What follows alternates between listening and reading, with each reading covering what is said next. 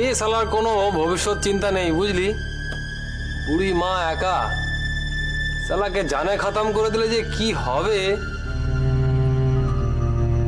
লুটের বাতাসা খাবে শালা। এদিকে নেই আবার ওদিকে আছে, দুবার ফোন করাতে কাপড় হলুদ হয়ে গেছে, আবার বড় বড় ভাষণ। গোপদারি না থাকলে কি হবে, পুরুষ মানুষ তো, তাই রং দেখাচ্ছে।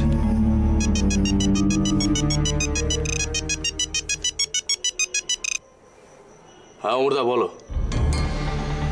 হ্যাঁ হ্যাঁ জিদ্দাকে বলে দিয়েছি, হ্যাঁ ফোন করতে বলেছি। হ্যাঁ হ্যাঁ কথাটা পেড়ে দেবো। হ্যাঁ আচ্ছা। কে রে? অমরদা? হ্যাঁ বলছে বিধবাটাকে ফোন করতে, আরে কেসটা মিটিয়ে নিতে, এই খেলাকে শেষ করতে বলছে। ফোনে? ও কি বলবে? বাপ বলবে। শোন, সামনে যখন এটা ধরা হয় না, পাথরও বাঁচাও বাঁচাও বলে। এই ডাক শালাকে, ফোন করতে বল। শোন না, ওর মাকে ও খাওয়াচ্ছে, এখন ডাকবো? ডাকবো, ডাক। এই অংশুমান দা একটু এদিকে আসুন তো। অংশুমান দা, এই অংশুমান ভেতরে আয়, দরকার আছে। কি হলো, ভেতরে আয়।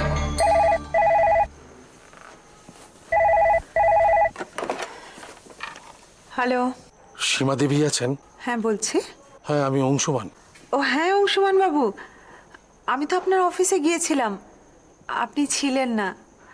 আপনার কি শরীর টরীর খারাপ হয়েছে নাকি? দেখুন না, আমি আপনাকে একটু অন্য কথা বলতে ফোনটা করেছি। হ্যাঁ বলুন না।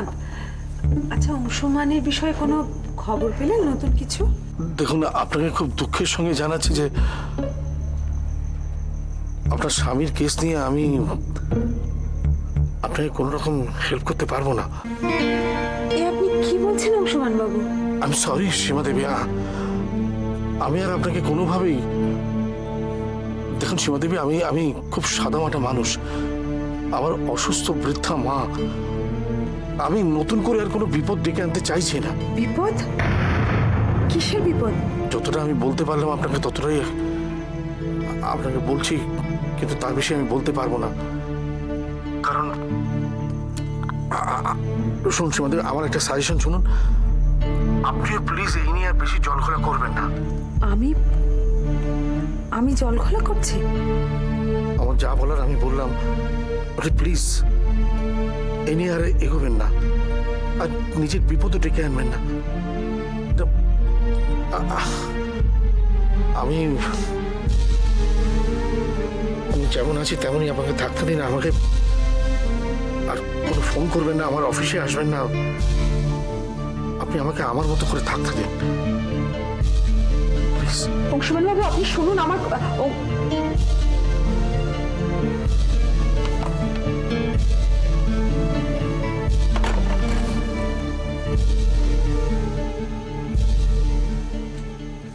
কি ব্যাপার বৌমা,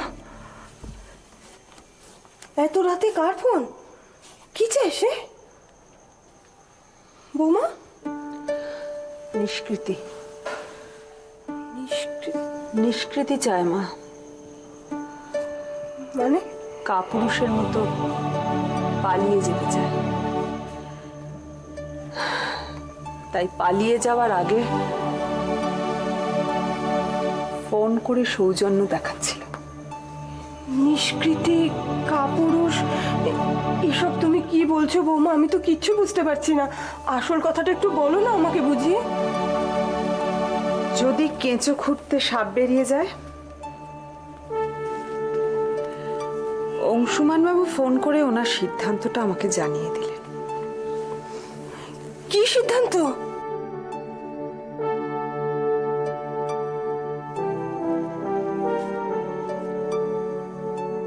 উনি আমাকে জানিয়ে দিলেন যে অংশুমানের মৃত্যুর ব্যাপারে উনি আমাকে আর কোনো রকম হেল্প করবেন না।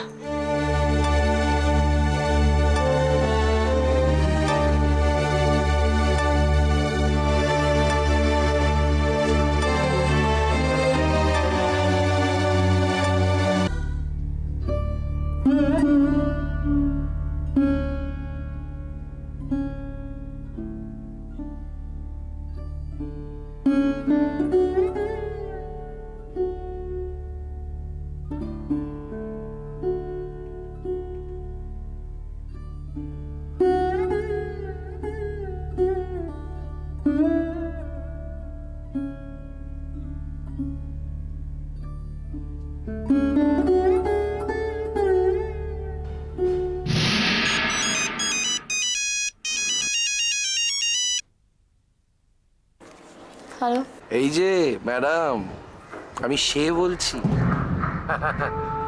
কি হলো, ঠান্ডা লেগেছে? সেরকম তো কোনো কথা ছিল না ঠান্ডা লাগার। আরে শোনো, আমার তোমার সাথে কিছু কথা আছে। বলো। না না, মানে এরকম জাস্ট বলো বললে তো হবে না। তোমার তো ব্যস্ত লোক, তুমি তো অ্যাপয়েন্টমেন্ট চাইছি, দাও একটু সময় দাও। একটু ব্যস্ত আছি। তুমি ব্যস্ত আছো তো তোমার সঙ্গে মিট করার জন্য আমি শশব ব্যস্ত আছি। কবে একটু সময় হবে সেটা বলবে তো। আমি কাজ করছি বিমান। তোমাকে দাও না, আমি অকাজ করছি। আমি রাখছি। আরে আরে কি আশ্চর্য! শোনো শোনো, আমার একটা সেমি ছুরি টাইপ, বুঝলে না? ভাবছি একটু ডুব দিয়ে দেবো। কখন কোথায় কিভাবে যাবো সেটা বলো। আমি রাখছি বিমান।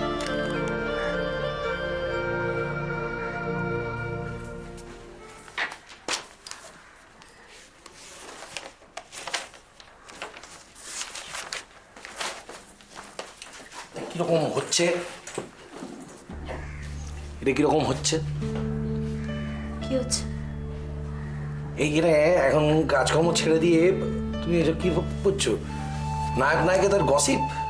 কার কবে ডিভোর্স হলো? ব্যাংক কি আজকাল ডিভোর্সের জন্য লোন দিচ্ছে? আমি কাজ করছি। ওইটা কাজ করছো? তাহলে তো আমি এখন গড়ের মাঠে কমেন্ট্রি করছি। এটা আমার অফিস বিমান, প্লিজ। তাই আমি তো ভাবলাম এটা আমাদের ওই পর্দা ঘেরা ক্যাবিন। এখনই রামশরণ আসবে, এসে বলবে কবিরাজি না কাটলেট। প্লিজ বিমান। কি প্লিজ? কেন প্লিজ? কোথায় please? I am not at all pleased with this situation. তুমি খটাস করে ফোনটা রেখে দে। ব্যালেন্স করো, চলো চলো চলো, বেরো, চলো ব্যালেন্স করবে। বিমান, আমার এখন ডিউটি আওয়ার্স চলছে, প্লিজ। আমারও চলছে ডিউটি আওয়ার্স। Duty hours? তুমি এখন এলে কেন? এই সময় এলাম কেন মানে? তুমি খটাস করে ফোনটা, তখন যা মাথা গরম হয়েছিল না, মাথার উপর হাতের কাছে একটা জলের কেটলি থাকলে বসিয়ে দিলে সারাদিন চা খেতে পারতাম। সেই কারণের জন্যই বাড়ি গেলাম, মাথায় জল ঢাললাম, চান করলাম, দুবগলে ফুসফুস লাগালাম, লাগিয়ে বাইকে স্টার্ট দিয়ে সোজা এখানে। শেষ? এখন যাও। এসবের মানে কি? আমার এখন অনেক কাজ বাকি আছে বিমান, প্লিজ যাও। দেখো দেখো তো তোমার কাজ কাজ পাড়াতে তো ব্যাংকে এখন কিরকম কাজ আমার জানা আছে। ম্যানেজারও নেই, ম্যানেজার গেল ঘর, তো সানগ্লাস পর। চলো সানগ্লাস বার করো, চলো চলো চলো। বিমান প্লিজ, আমি বলেছি আমার কাজ আছে তো আমার কাজ আছে। প্লিজ এখান থেকে যাও আর আমাকে কাজ করতে দাও।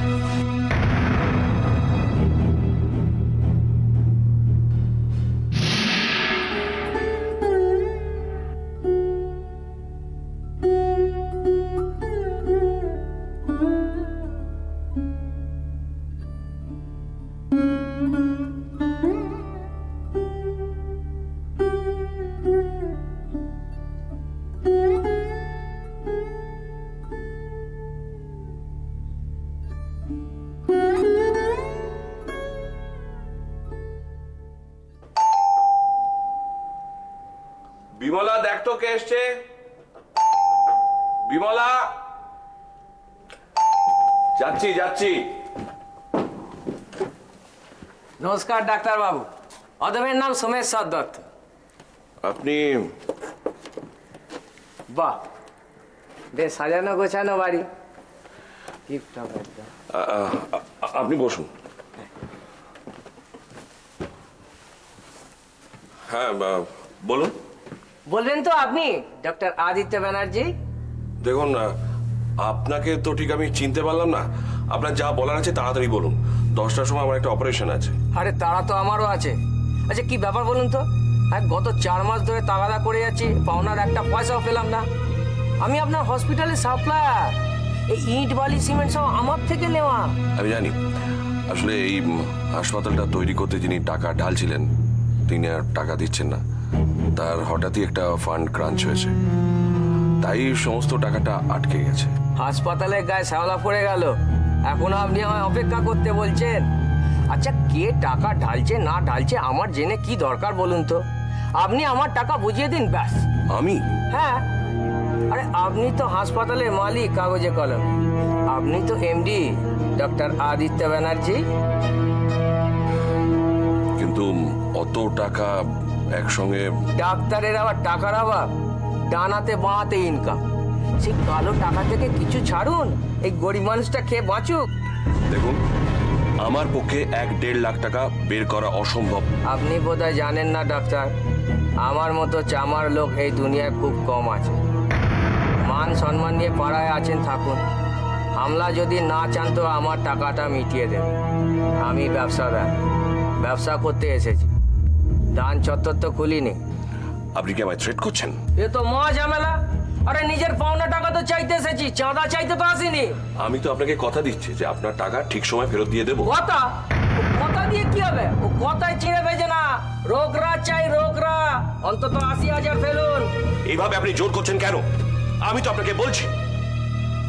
শোনো ডাক্তার, একটা শেষ কথা তোমায় বলে দিই, হাসপাতাল শেষ হোক চাই না হোক, টাকা আমার চাই, অন্তত 80,000 ক্যাশ। নাহলে ছেলে বউ নিয়ে কিভাবে ইজ্জতের জীবন কাটাও সে আমি দেখে নেব। রোগী মেরে তো কম টাকা কামাওনি। ঠিক 7 দিন, এই 7 দিন পর সোমেশ্বর দত্ত আবার আসবে। চলি। এই যে মিস্টার দত্ত, আদিত্য ব্যানার্জি চামান নয়, neither he is a cheater. আপনার টাকা আপনি সময় মতো পেয়ে যাবেন। ভালো, পেয়ে গেলেই ভালো, না পেলে আবার আসবো ঠিক 7 দিন। নাহলে একটা গুগলি বলে চল।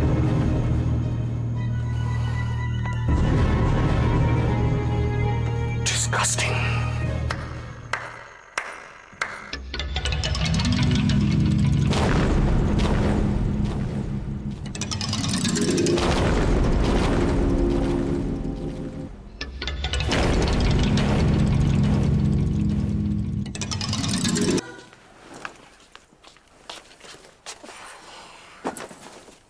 এই শোনা শোন, একটু বস তো। কেন? ওমা, কেন কি রে? এমনি গল্প করব বলে। আয়। বৌদি আমি চেঞ্জ করে আসছি। পরে চেঞ্জ করবি। আসলে মাথা ব্যথা করছে খুব। করুক, মাথা ব্যথা করুক, তাও আমার সঙ্গে একটু গল্প কর, তারপর চেঞ্জ করবি। বৌদি বস বস না বস। বসলাম, বলো।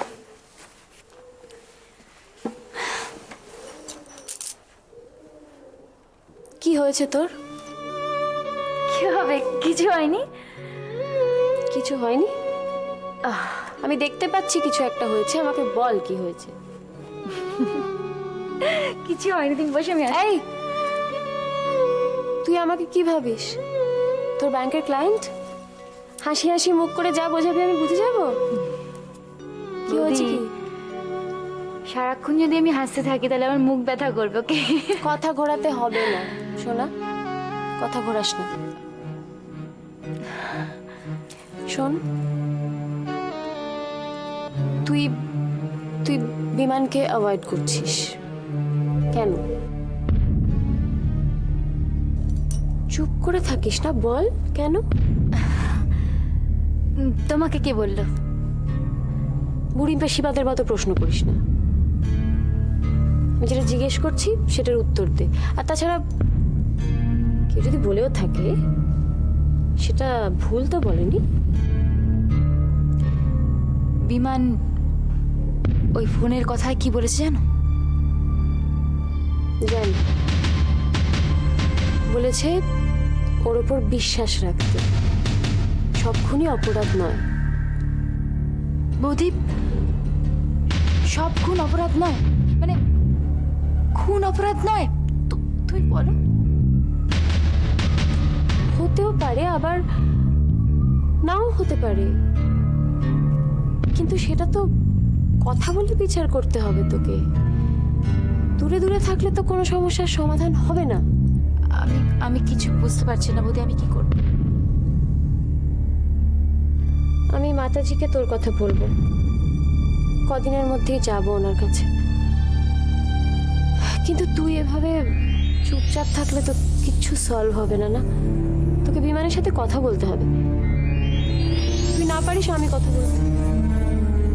না না ঠিক আছে, না কিচ্ছু ঠিক নেই। আচ্ছা তুই তো বিমানের দিদির সঙ্গে একবার এটা নিয়ে কথা বলতে পারিস, কিন্তু এইভাবে চুপ করে থাকলে, নিজের ভেতর গুমড়ে গুমড়ে থাকলে তো কোনো সমস্যার সমাধান হবে না, বরঞ্চ সমাধানটা ক্রমশ দূরে সরে যাবে। কথা একবার বলতেই হবে। দেখ হয়তো বিমান ইয়ার্কি মারছে তোর সঙ্গে, অথবা সত্যি হয়তো কিছু বলতে চায়। আরে ও মা করে তাকিয়ে আছিস কেন?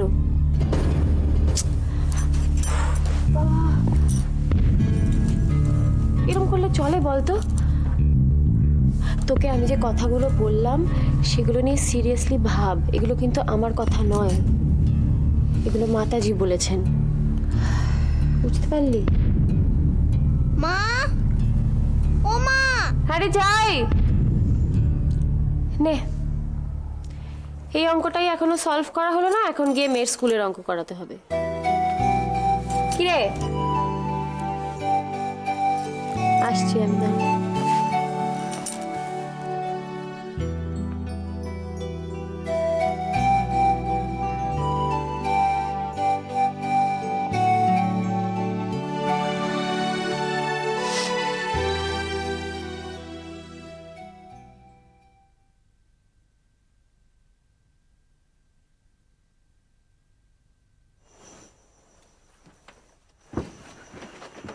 ও, তোমার ডিনারটা কি এখনই দিয়ে দেবো না পরে খাবে? না, খাবো না, আমার খিদে নেই। সেই খিদে তো না থাকারই কথা, কারণ সকালবেলায় যে সমস্ত গালমন্দ শুনলে সেগুলোই তো এখনো হজম হয়নি। বাজে কথা বলো না তো। বাজে কথা বলছি? আর সকালবেলা যে সমস্ত কথাগুলো বলে গেল সব লোকজনেরা, তারা বুঝি তোমার সম্বর্ধনা দিতে এসেছিলেন? অশিক্ষিতের মতো কথা বলো না প্লিজ। হ্যাঁ, আমি তো অশিক্ষিত বটেই।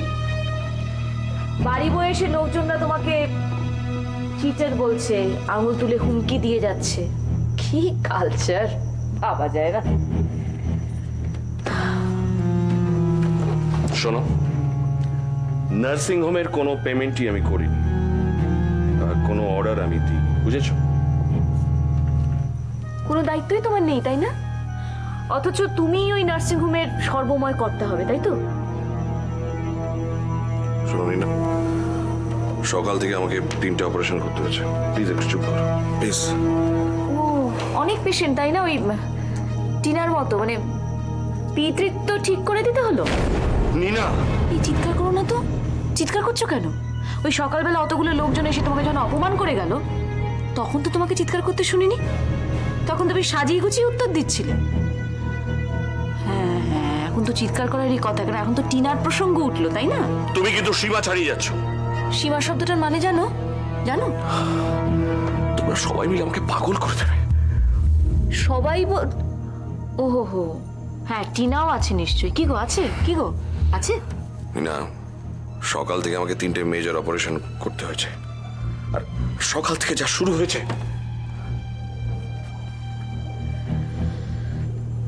হঠাৎ করে তো কিছু শুরু হয়নি আদিত্য, হঠাৎ করে কিছু শুরু হয় না। এগুলো সবই তোমার ক্রিয়েট করা ক্রাইসিস। আর কি অদ্ভুত দেখো, আমরা সেগুলোর ফল ভোগ করছি। এই কথাগুলো বলার আগে না একবার নিজেকে জিজ্ঞেস করো, নিজেকে প্রশ্ন করো, তাহলে আর তোমাদের বলে চিৎকার করতে হবে না।